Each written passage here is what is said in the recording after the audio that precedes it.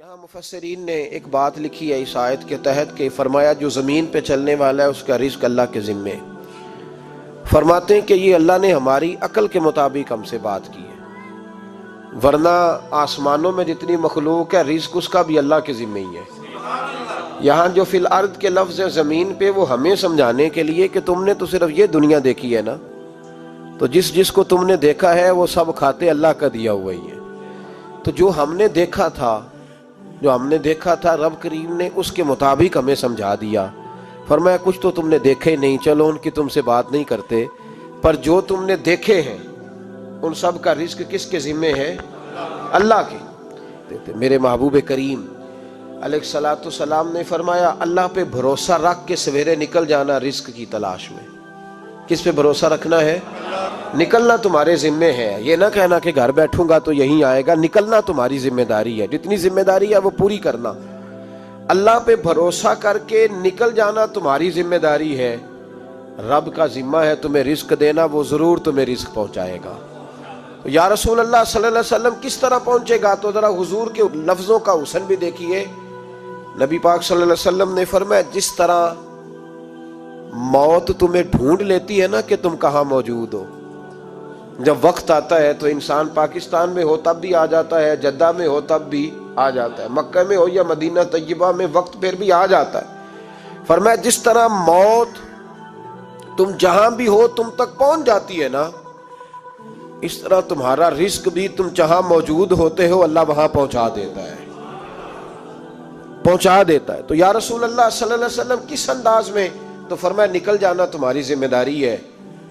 فرمایا سویرے پرندے بھی نکل جاتے ہیں اور شام کو جب لوٹتے ہیں تو اللہ انہیں پیٹ بھر کے روزی عطا فرماتا ہے.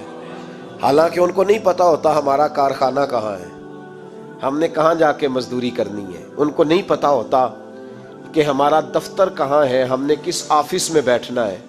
ان کو نہیں پتا ہوتا کہ ہم نے کہاں جا کے مال خریدنا ہے اور کہاں سے ہم نے پھر اس کو دوبارہ بیچنا ہے.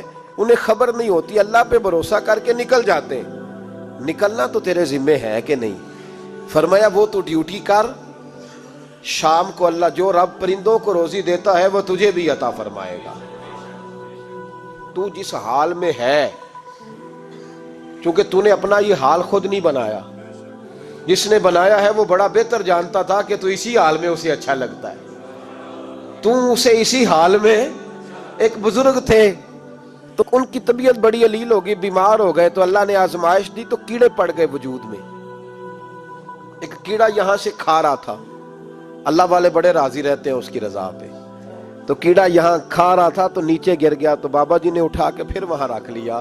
کہنے لگے جب اس نے تیری ڈیوٹی مجھے کھانے کی لگائی ہے تو میں اس بات پہ راضی ہوں تو نیچے کیوں گرتا ہے؟ بس ٹھیک ہے کھا، جب اس نے تجھے ڈیوٹی جو تیری لگائی ہے.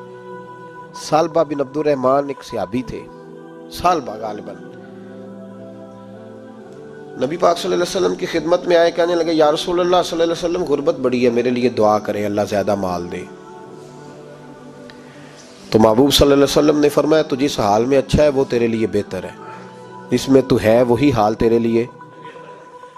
مشکل ہے نا یہ جواب سننا.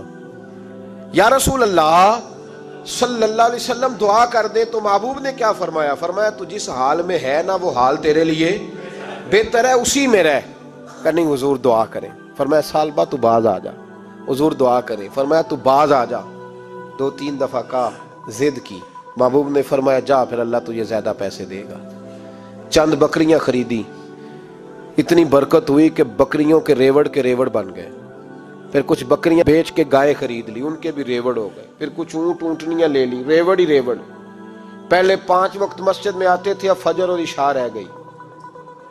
پھر مال زیادہ ہوا تو مدینے شہر میں کوئی جگہ ہی نہیں، مدینے سے باہر حویلی خریدی. پھر جمعہ ہی رہ گیا، جمعے کے جمعے آتے. زکوٰۃ کا حکم آیا. میرے نبی کریم علیہ السلام نے حضرت ابو ہریرہ کو بھیجا. فرمایا جا اسے کہہ تیری زکوٰۃ بنتی ہے 2.5%.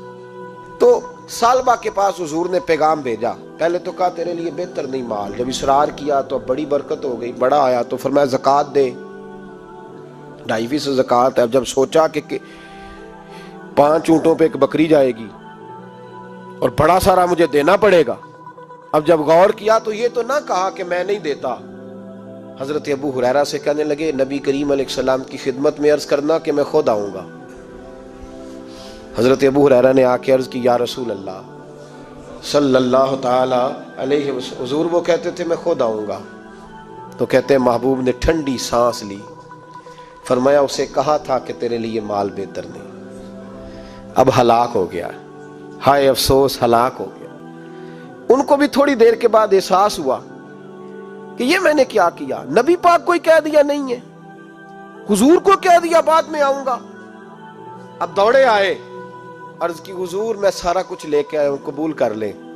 محبوب نے فرمایا گویا بلال حبشی کی خشک کھجور بھی قبول ہے، اور صہیب رومی ایک اٹی بان کی لائے تو وہ بھی قبول ہے، اور عمار بن یاسر اور مصعب بن عمیر اگر 2 دینار دے جائیں اور کوئی پرانا جوڑا کسی سپاہی کے لیے چھوڑ جائے تو وہ بھی قبول ہے، لیکن تو اپنا لاکھوں لے کے چلا جا، تیرا کوئی نہیں قبول، معاف کر دیں۔ فرمایا جا معاف کیا، پر پیسے لے کے نہ آنا۔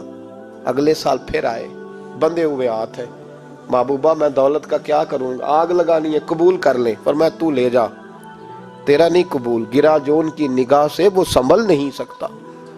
حضور نے وصال ظاہری کیا تو جناب صدیق اکبر کے پاس آئے، لاکھوں کا مال، ابو بکر قبول کر لو، تو جناب صدیق اکبر کہنے لگے اس کا کر لوں جس کا نبی نے نہیں کیا، چل جا کوئی نہیں چاہیے۔ حضرت عمر کے زمانے میں قحط پڑ گیا، بارشیں نہیں ہوتی، غلہ نہیں ملتا، حالات خراب ہیں، مالی طور پہ بحران آ گیا، غربتیں، مجبوریاں، تکلیفیں، آ کے روئے عمر میرا قبول کر لو، مجھے معافی تو مل گئی تھی نا۔ فرمایا معافی اپنی جگہ پہ، پر جس کا مصطفیٰ نے قبول نہیں کیا۔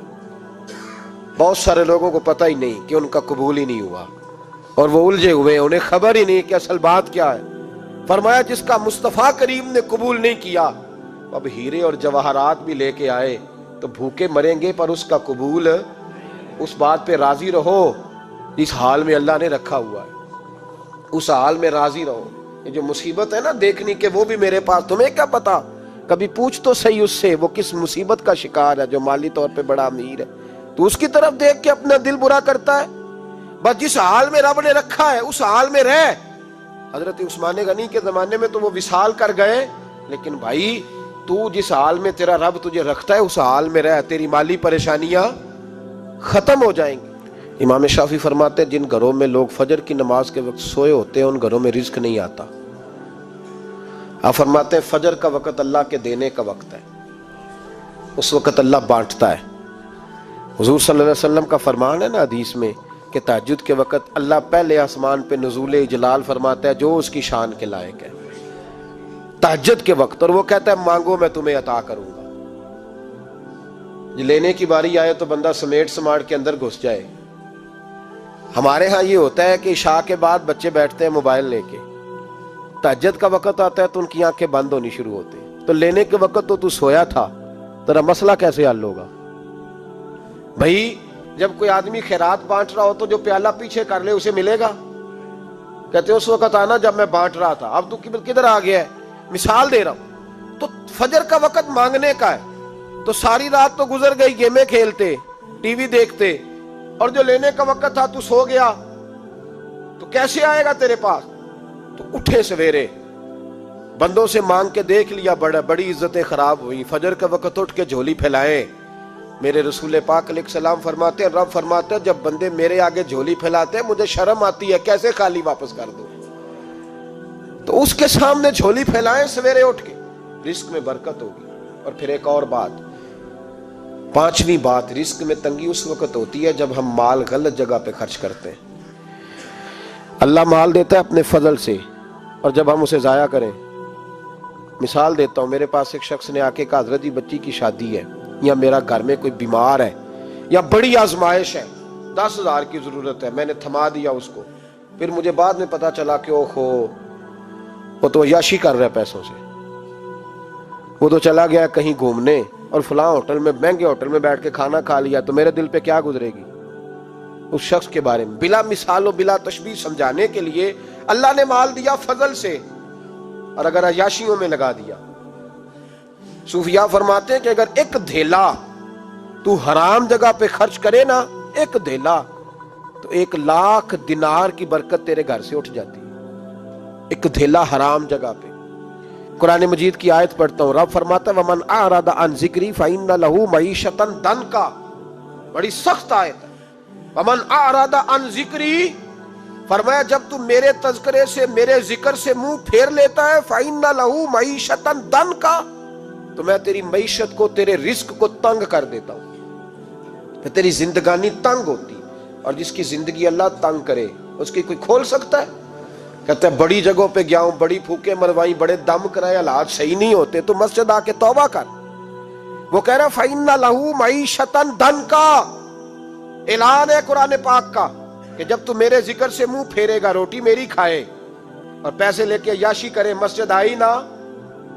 حکم تو یہ ہے کہ جتنی جتنی نعمت بڑھتی جائے سجدے بڑھنے چاہیے، لیکن ہم لوگ سجدے کم کرتے جاتے ہیں، فرض نماز بھی نہیں پڑھتے، پھر رزق تنگ ہوتا ہے، پھر اللہ کے عدل کا نظام چلتا ہے، پھر خرابی ہوتی۔